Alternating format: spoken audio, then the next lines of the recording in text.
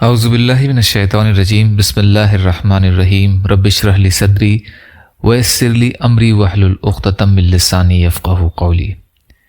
رمضان المبارک، فضائل المسائل، الاحیاء۔ روزہ چھوڑنے کی اجازت۔ دین اسلام میں سختی نہیں ہے۔ دین کے جو بھی احکام ہیں ان میں انسان کی عمر، صحت، تندرستی اور حالات کے مطابق چھوٹ دی جاتی ہے۔ اسی طرح کچھ حالتیں ایسی بھی ہیں جن میں روزہ چھوڑنے کی اجازت ہے۔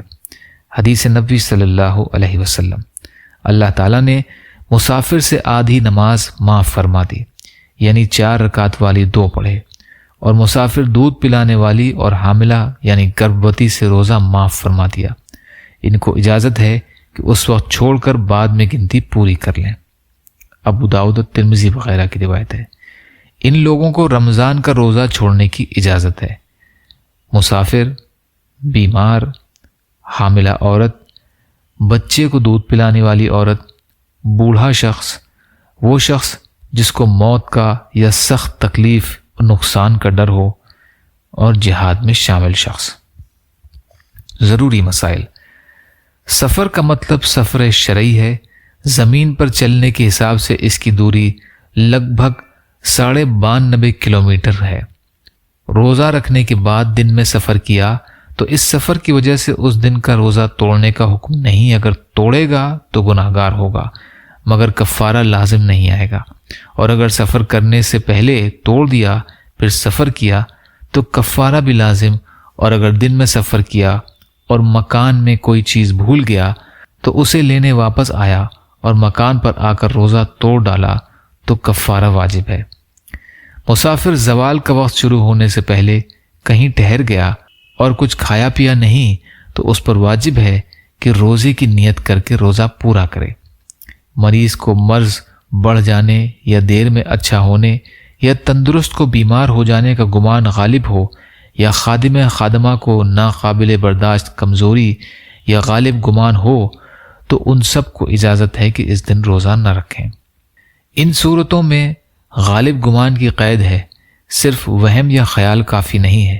غالب گمان کی 3 صورتیں ہیں، یعنی پہلا، اس کی ظاہر نشانیاں پائی جاتی ہوں، دوسرا، اس شخص نے خود یہ آزمایا ہو یعنی ذاتی تجربہ ہو، اور تیسرا، کسی مسلمان، حکیم، ڈاکٹر یا فاسق کھلے عام گناہ کرنے والا نہ ہو، اس نے یہ خبر دی ہو۔ نوٹ: اگر نہ کوئی علامت ہو، نہ تجربہ، نہ کسی مسلمان حکیم ڈاکٹر نے اسے بتایا، بلکہ کسی غیر مسلم یا فاسق حکیم ڈاکٹر کے کہنے سے افطار کر لیا تو کفارہ لازم ہو جائے گا۔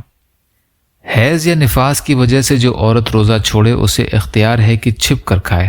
روزے کی طرح رہنا اس پر ضروری نہیں، مگر چھپ کر کھانا زیادہ اچھا ہے، خاص طور پر حیض والی عورت کے لیے۔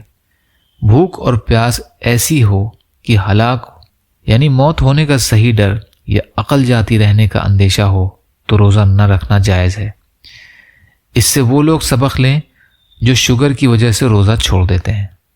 جن لوگوں نے کسی عذر یعنی شرعی وجہ سے روزہ توڑا، ان پر فرض ہے کہ ان روزوں کی قضا رکھیں، اور ان پر قضا روزوں میں ترتیب فرض نہیں، مگر حکم یہ ہے کہ عذر جانے کے بعد دوسرے رمضان کے آنے سے پہلے قضا رکھ لیں۔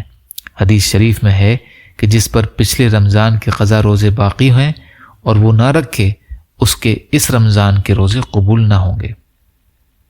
یا اللہ ہم سب کو کہنے سننے سے زیادہ عمل کی توفیق عطا فرما۔